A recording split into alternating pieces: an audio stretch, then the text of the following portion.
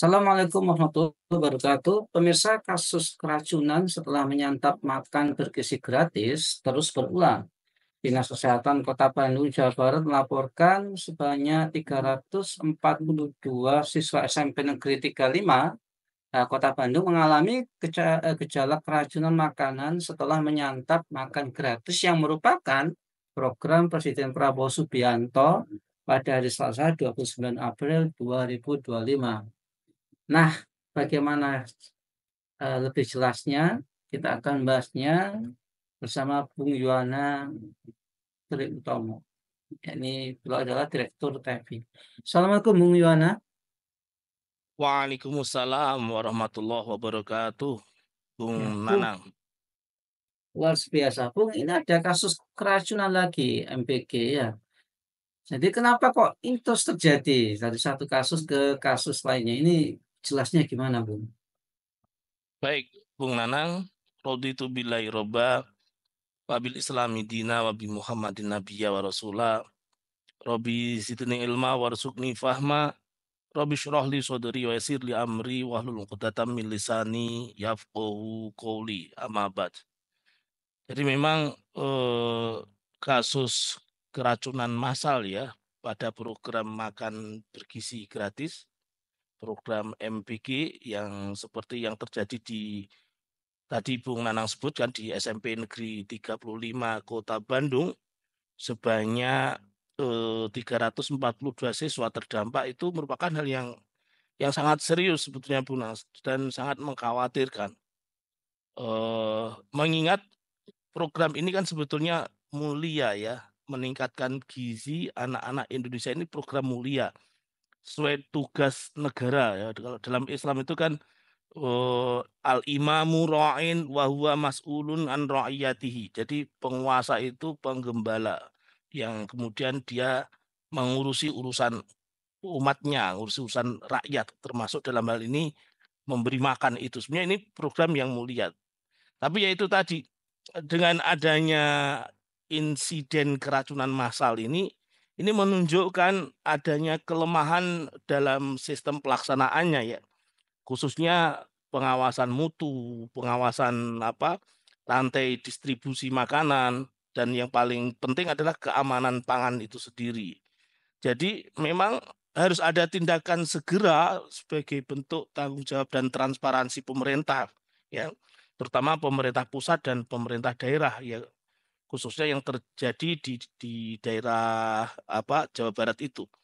Nah, apalagi kemudian penyelenggara dari makan bergizi gratis itu harus segera melakukan investigasi menyeluruh ya untuk mengetahui sumber pasti keracunan ini, dan hasil investigasinya itu dibuka secara transparan kepada publik gitu. Jadi evaluasinya itu memang harus menyeluruh ya, termasuk terhadap mitra penyedia makanannya juga.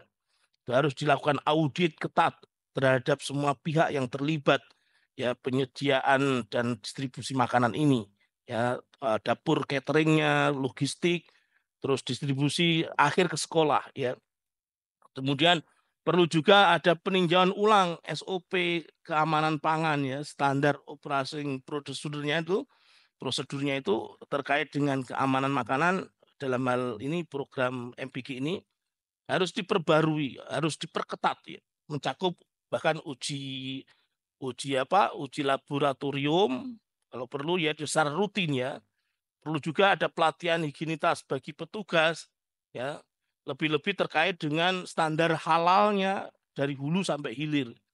Bahkan habitat sistemnya juga harusnya halal juga ya, bukan sekedar motif bisnis kapitalistik, tapi memang harus motif riayah syu'unil ummah, motif kulukum ra'in wa kulukum mas'ulun dengan ra'iyatihi tadi ya.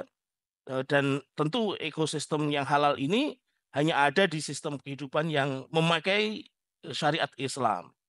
Begitu Bung Nanang. Ya, Bung Yona, Presiden Prabowo Subianto menduga kasus keracunan MPG ini karena siswa tidak menggunakan sendok ketika menyantap makanan yang diberikan. Nah, selain itu, siswa tersebut diduga belum cuci tangan dengan bersih. Nah, di sisi lain, Prabowo mengklaim angka kasus keracunan MBG lebih kecil dibanding angka penerimaan manfaat program tersebut. Apakah respon yang disampaikan pemerintah ini tersebut bersifat defensif? Ya begitulah Bung Nanang ya, ya Allah ya Karim. Gaya komunikasi Presiden Prabowo dalam merespon insiden ya seperti ini, keracunan ini, itu cenderung defensif gitu loh. Saya setuju dengan pernyataan Anda, Bung. Jadi menyalahkan siswa tanpa evaluasi sistemik ini kan pernyataan yang defensif ya sebetulnya. Jadi siswa keracunan karena tidak menggunakan sendok, tidak mencuci tangan sebelum makan. Kenapa tidak sekalian disebutkan sebelum makan harus berdoa dulu gitu. Itu. Jadi ini mengalihkan tanggung jawab ya dari penyelenggara program ke individu penerima manfaat. Jadi anak-anak sekolah ini kan dia penerimaan manfaat, sementara keracunan ini kan di pelaksana program gitu loh. Padahal kan kita tahu ya siswa itu kan termasuk pihak yang paling rentan dan justru seharusnya dilindungi begitu loh. Tapi ini menunjukkan kecenderungan istilahnya itu blaming the victim ya. Harusnya kan evaluasi sistem distribusinya ya. Seperti tadi ya saya jelaskan tadi, standar kebersihan penyedianya atau pengawasan teknis dan sebagainya. Kok kemudian bahkan tambah ngeklaim ya jumlah keracunan itu kecil dibanding jumlah penerima manfaat itu. Nah, logika statistik seperti ini, itu argumen seperti itu kan justru malah melemahkan substansi dan urgensi dari masalah yang sedang terjadi kan. Ya paling nggak statementnya ya mohon maaf dulu, mungkin masih dalam proses perbaikan, maksudnya begitu. Meskipun ya kalau di presentasi ya kasusnya kecil, 342 siswa yang sakit itu, ya, tapi itu kan siswa, itu kan manusia, bukan angka sepele loh ya. Dan dalam konteks kesehatan masyarakat itu satu saja kasus keracunan massal ya dalam program nasional itu kan mestinya harus ditangani secara serius gitu loh. Ya bisa menjadi indikator ini kesalahan sistemik ya. Apalagi kalau sampai ada yang meninggal dunia, ya, naudzubillah min dzalik ya Bung ya. Jadi ingat yang di Quran itu loh, Quran surah Maidah ayat 37 kalau nggak salah ya. Ini yang menghidupkan atau mematikan satu orang saja itu kan nilainya sama dengan menghidupkan atau mematikan semua orang. Jadi ini memang problem sifatnya sistemik begitu Bung Nanang. Iya. Eh, Bung Yona, apakah klaim bahwa program MBK ini sukses 99,99% ini justru berpotensi menimbulkan persepsi bahwa pemerintah menyepelekan kejadian dugaan keracunan dari imbas MBK ini? Dan apakah belum ada upaya transparan untuk mengevaluasi, memperbaiki sistem distribusi, pengawasan, atau kualitas makanan program MBG ini, Bung Yonan? Ya, benar sekali Bung Nanang ya bahwa klaim program makan bergizi gratis itu berhasil berapa tadi 99,99% itu memang akan berpotensi menimbulkan persepsi ya pemerintah seakan-akan menyepelekan ya kejadian serius seperti keracunan massal tadi itu.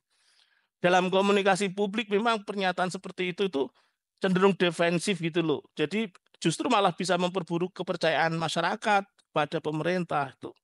Mengapa? Karena klaim berhasil berapa tadi 99,99% ini bisa terdengar meremehkan penderitaan korban ya. Jadi ingat Bung Nanang ya, data statistik itu tidak bisa menggantikan empati atau tanggung jawab, itu tidak bisa. Angka-angka di atas kertas itu nggak akan bisa menggantikan perasaan umat, perasaan masyarakat nggak bisa. Ya, kemudian belum kalau kita lihat komitmen ya pada transparansi dan akuntabilitasnya.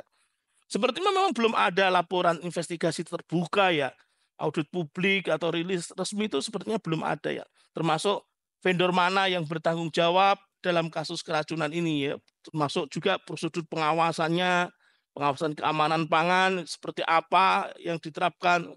Jadi langkah korektif yang konkret untuk mencegah keadilan kejadian itu kejadian itu terjadi kembali, terulang kembali, itu tuh sepertinya nggak ada, nggak mau belajar dari kejadian-kejadian sebelumnya, itu. Jadi memang, eee, respon yang tidak transparan ini bisa merusak kredibilitas program makan bergizi gratis ini ya, secara keseluruhan ya. Padahal kan tadi sudah saya jelaskan di atas, program ini dibutuhkan untuk mengatasi stunting dan gizi buruk ya. Ini termasuk tanggung jawab negara yang dilaksanakan oleh pemerintah ini, karena memang, riayah sunil ummah itu ya, al-imamu ra'in wa huwa mas'ulun 'an ra'iyatihi itu. Tapi jika persepsi publik terbentuk bahwa pelaksanaannya tidak profesional atau tidak akuntabel, maka kepercayaan terhadap program ini bisa runtuh gitu loh, Bung Nanang. Iya, Bung Juwana, rencana efisiensi anggaran di era Prabowo ternyata lebih besar, ya, ini sekitar 750 triliun. Nah, selain dari penghematan, tersebut, pemerintah juga menyasar dividen dari BUMN. Apakah efisiensi anggaran yang dipakai untuk MBG dan Danantara ini betul-betul, betul-betul untuk itu? Nah, jika benar, lantas apa dampaknya ke rakyat, Bung? Masya Allah, Bung Nanang. Jadi pertanyaan ini sangat penting, Bung Nanang ya, karena menyentuh inti dari trade-off fiskal kebijakan publik ya. Dari mana dana program ambisius makan bergizi gratis ini, dari mana dana abadi Nusantara, Danantara itu berasal ya. Terus bagaimana dampaknya bagi rakyat? Memang indikasi kuatnya itu jawabannya iya, Bu. Jadi dua program ambisius ini ya, MBG makan bergizi gratis dan Danantara itu dibiayai dari efisiensi anggaran itu, karena apa? Karena mengingat penerimaan negara yang selama ini kan sangat terbatas kan, apalagi ditambah dengan anggaran defisit gitu, yang karakter kapitalisme memang sangat kental di situ. Jadi efisiensi itu ya, misalnya, dari pemangkasan anggaran kementerian atau lembaga ya, KNL itu kementerian atau lembaga itu, kemudian dividen BUMN dan lain sebagainya itu.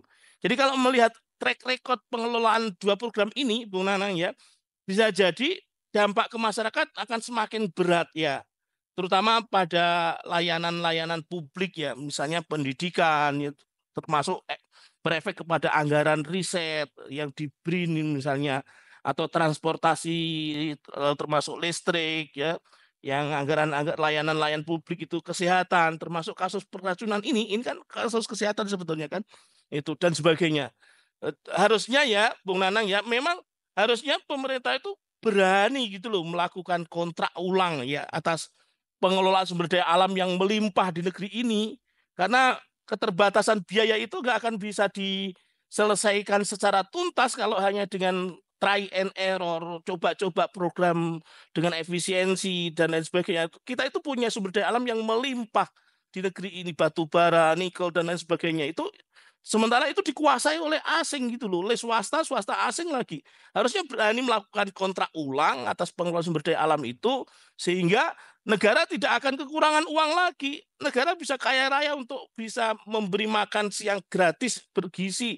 Masyarakat itu sangat melimpah ruah itu.